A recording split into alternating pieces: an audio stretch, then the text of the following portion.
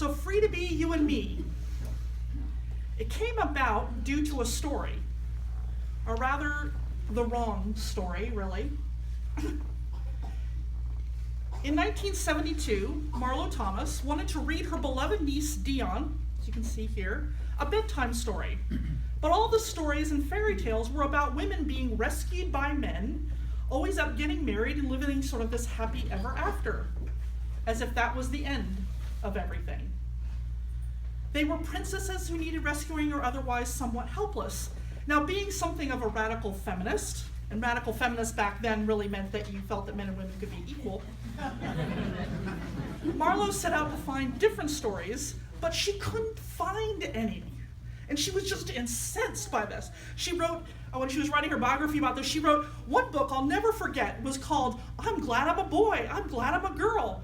The pictures were cute, but the captions were appalling. Boys are pilots, girls are stewardesses. Boys are doctors, girls are nurses. Boys can eat, girls can cook."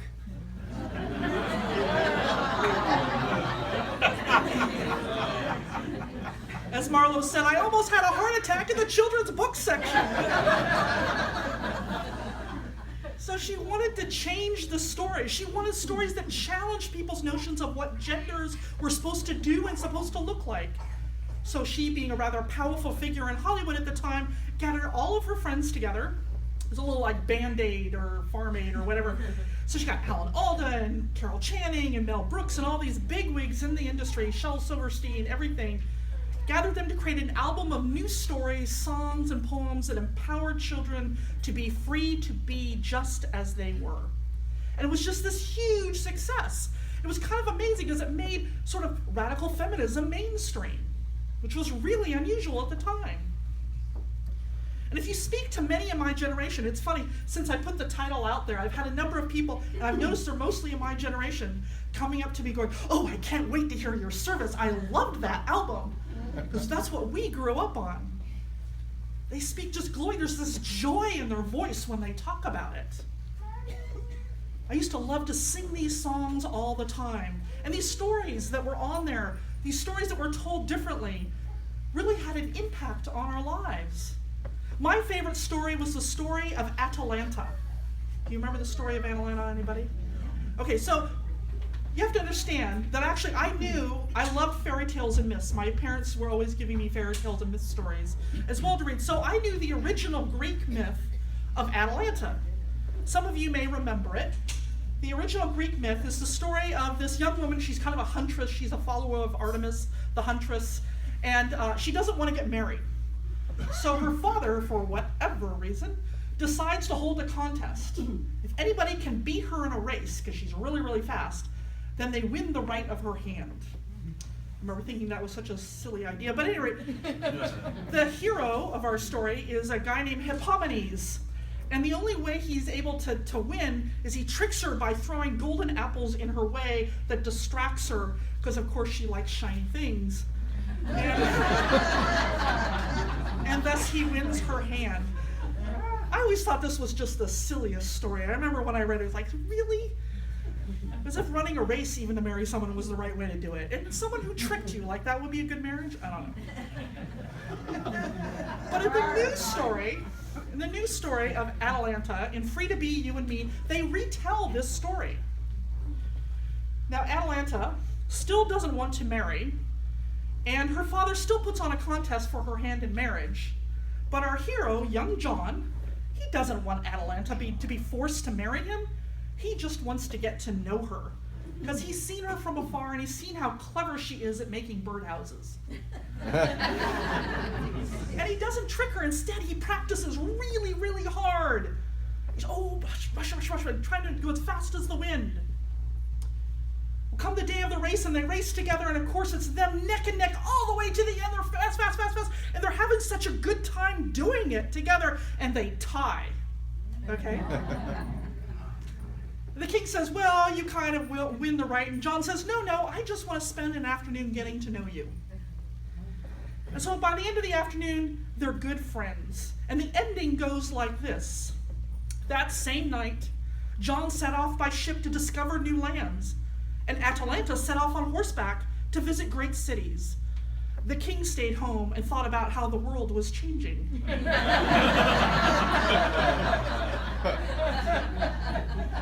But now Atalanta is still off in the world visiting towns and cities, and John is sailing the seas. Perhaps someday they will be married, and perhaps they will not. In any case, it is certain they are both living happily ever after.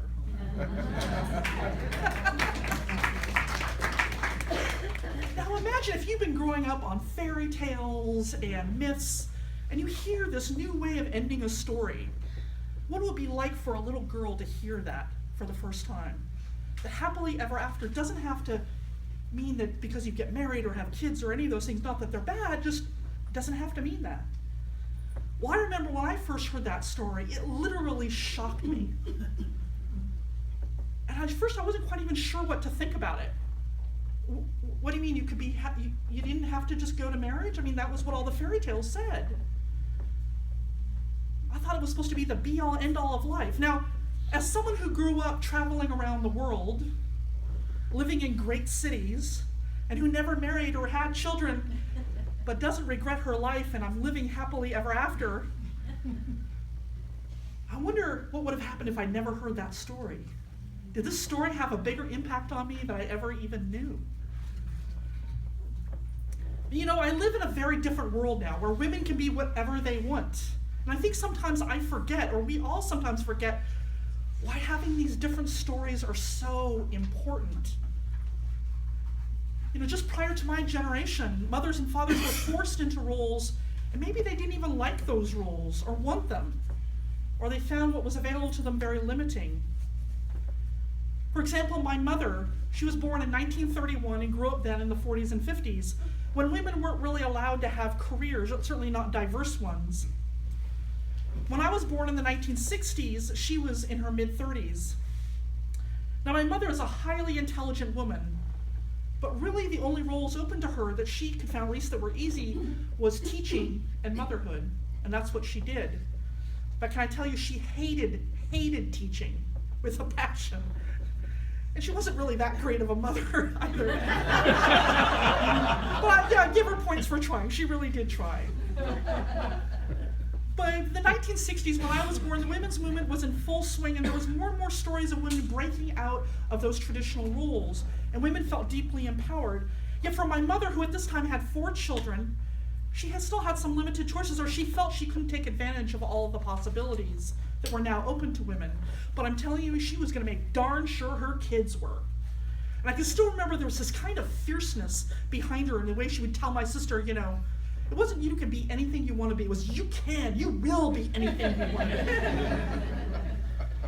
And we did. I'm really grateful that day that she brought home that album. I listened to it for hours and hours for years. I was given this great gift by my mother, and many of these people like Marlo Thomas, Gloria Steinem, all these people in this generation were given different role models, given new stories that helped shape who we are. And I think that we need still some different stories and different role models, because how are we stacking up today? If you go back and look at Free to Be You and Me, if you were to look at the album, and you can go on YouTube, by the way, and all the songs and the stories are there. So make sure you go out there. If you've never seen any of these, they're absolutely fabulous. You can go back to listen to them. You might be a little appalled at a few things that are on the album. And I'm not talking about the clothing and the hairstyles. Okay? The first is that there is definitely a gender binary, which is very strong there. You're either male or you're female, and there's definite ideas to a certain extent of what that means. So there's no acknowledgement, for example, of those who exist along the gender spectrum, or those who are transgender, for example. Also, parents are composed of mother and father, leaving out the gay and lesbian parenting model, for example. But it was still very radical in its day. For example, there was a song called Parents Are People Too, sung by Marlo Thomas and Harry Belafonte. And when they decided to do a TV special based on the album, the network, which was NBC at the time, didn't want to air the song because they thought a black man and a white woman strolling along pushing strollers together would not go over in the South. This was 1974. Marlo Thomas threatened to take her show over to ABC if they didn't put it in, and she won.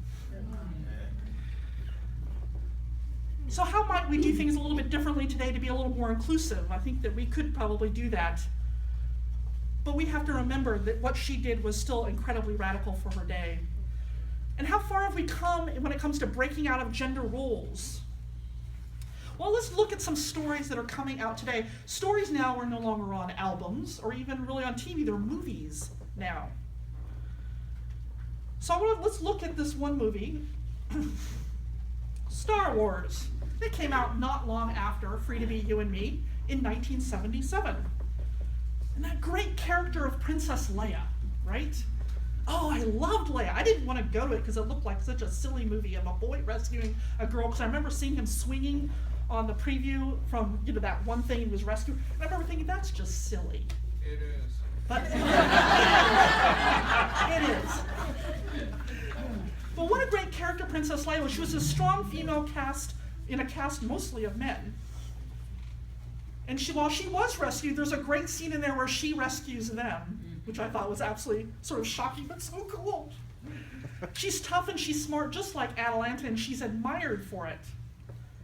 But I don't know if you notice that some things change. Her role changes in the movies that follow. For example, in 1980, a few years later, when the second movie came out, now she's portrayed as the love interest of Han Solo. And other than that in the movie, what really is her role when you think about it? By the third movie, she's in a bikini. She's still tough and smart, but now she's the adolescent crush and fantasy of every young boy and some young girls. She's starting to get reduced to this idea that women have to be sexualized as well. It mirrors what's happening in our society, because there's this strange thing that happened, that when women were empowered to become free, they could be anything they wanted, really smart, savvy, taking on different roles. But then Madison Avenue got a hold of it and decided she also had to be ultra sexualized and sexy. She had to appeal to those adolescent sexual urges. And think of your favorite TV or movie character, and chances are they fit a certain stereotype of women, which is young, beautiful, and though, for the most part, smart. So we're making some headway. So here we are in the latest movie, right? And we've got, the new Star Wars movie has come out, and we've got Rey. Don't worry, there's no spoilers here, really. Rey is another great female character there on the left. Thank you, Lucasfilms. She's strong, she's smart, she rescues the hero. But interestingly enough, you remember now that Disney has bought the Star Wars franchise. Yeah. And they contracted with Hasbro to come out with dolls, or action figures as they're called. When Hasbro went to market the toys for the film, they excluded her, right? So here's she's no longer in there, because they felt the boys would not want to play with girl figures. A doll, a doll. Exactly. So instead what they did is they actually made a bunch of Kylo Ren dolls. And they found that nobody really wanted them. Kylo Ren, if you don't know, is like the evil character in the show, in the movie. And it found out that actually nobody really wanted those. Everybody was screaming for Rey dolls. There was this huge outcry, so they had to sort of scramble and suddenly come up with all these new Rey dolls, action figures. I think Disney, who, as the owner of the Star Wars franchise, and it's also the home of the sweet fairy princesses, they got an earful from the public. Fairy princesses are fine, but it isn't the only way women want to be portrayed, or should be.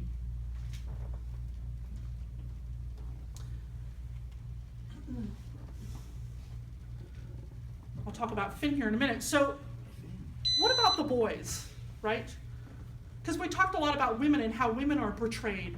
But Free to Be You and Me was not just about changing gender roles for women, it was also for the men as well, and looking at those stereotypes, just as Dave sang today. Well, I think of my friend Tyler. Tyler wants a doll. No, Tyler, he's one generation after me. So I'm 15 years older than 16 years older than Tyler. He's a good friend of mine. He married my friend Deb. I met them both in seminary, and they both had their first child. And he decided that he was the one who was going to stay home and take care of the child, Genevieve. And he loved it. I've been talking to him about this. He's just like, I love doing this. It's so much fun. And I asked him, how do other people sort of react to the fact that you're the stay-at-home dad? And he sort of kind of grimaced and he said, well, I go to the park and they call me the mommy daddy. As if somehow daddy is not enough. Right? We still have this issue. And in Star Wars, what's really interesting to me about Finn, the character of Finn, is, can they be seen as nurturing or caring people in stories? I love Finn, this new character here, because when the very first time we meet him in this movie, don't worry, not a spoiler or anything like that really, we find out that he's absolutely horrified at all of the killing that's going on around him. And that's what makes him leave, being a stormtrooper, and begins the story. He can't stand it. So we're starting to tweak and still tell these different stories, and it's really important that we do.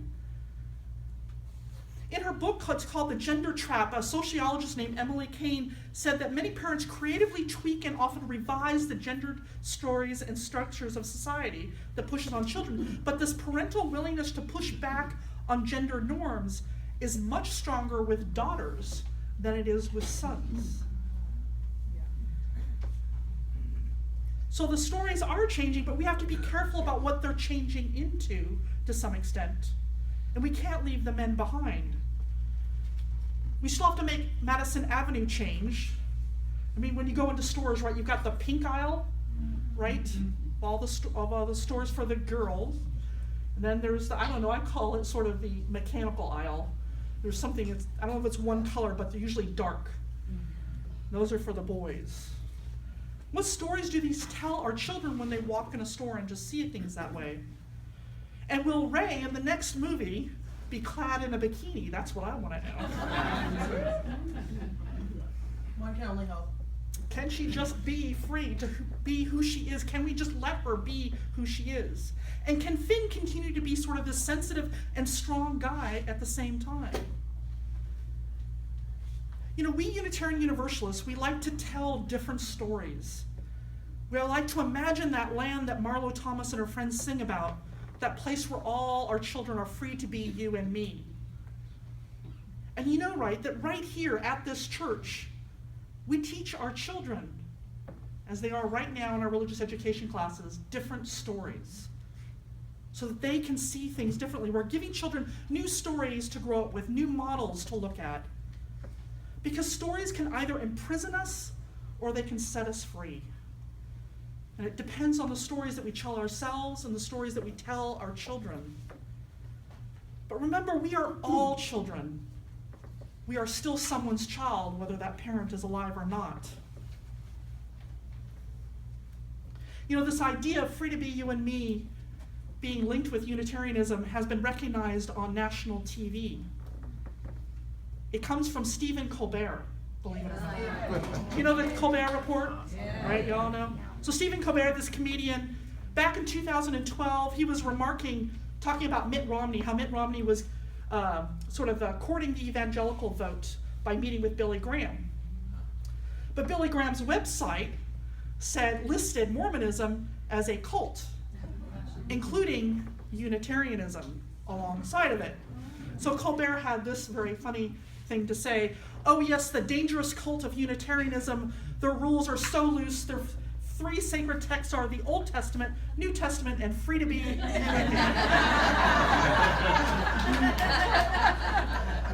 Damn straight. Because it is a sacred text because it has wisdom in it. I don't know about you, but it was my sacred text growing up. This is what taught me to be free to be who I am. And that's what Unitarian Universalism is. It's all about free to be you and me. I think that's why many of us are drawn to this faith, why we had many new people join today. Because this is a place where we are allowed to be free to be all of who we are. Whether it's how you think, what you believe, what your gender is, what you do for a living, or who you love. Anything that holds people back from being all that they are or can or wants to be, whether it's gay, lesbian, bisexual, transgender, or queer, whether it's being homeless or immigration issues, all of those things, quite frankly, it pisses us off. Excuse my French this afternoon. It's a strange thing. I mean, it's just so, it's like the word I can only come up with is it's anathema to us to not allow someone to be who they are. Anathema, it means it's an abomination. It's evil. It's an outrage to not allow someone to be fully who they are. So we take this lesson from the sacred text, free to be you and me. Never let anyone tell you you can't be who you are. No matter what age you are, what ability you are, what gender you are free to be, simply to be. We sang in the very beginning this morning, there's a land that I see where the children are free. And I say it isn't far to this land from where we are. So my friends, won't you come and go with me to that land? Blessed be and amen. Please stand as you're comfortable.